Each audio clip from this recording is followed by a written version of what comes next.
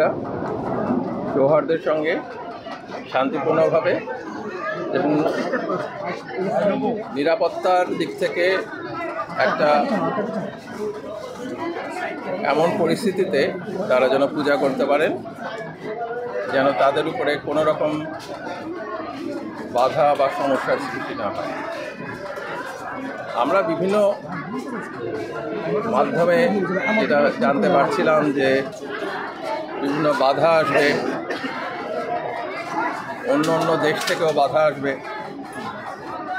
আমরা সেটা মোকাবেলা করার জন্য আমাদের আইনশৃঙ্খলা রক্ষাকারী বাহিনীর, স্থানীয় প্রশাসনের দৃঢ়তাকেও দেখছি।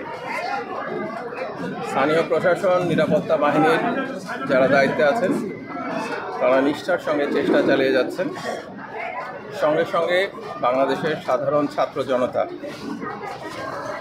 এই ধর্মীয় অনুষ্ঠানগুলো যেন সুষ্ঠুভাবে হয় সেই জন্য সহযোগিতা দিয়ে যাচ্ছে।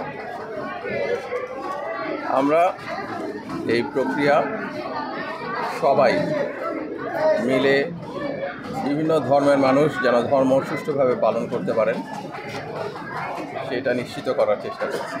এই জন্যই সরজমিনে দেখতে আসা আমাদের এই মুন্সিগঞ্জের পূজা মণ্ডপ। স্যার, আমাদের আরেকটা প্রশ্ন আছে স্যার, সেটা হচ্ছে যে আজকে বিভিন্ন সামাজিক তো আদালতের ব্যাপার, আদালত যে সিদ্ধান্ত দেয় সেটাই মেনে নেব। ধন্যবাদ।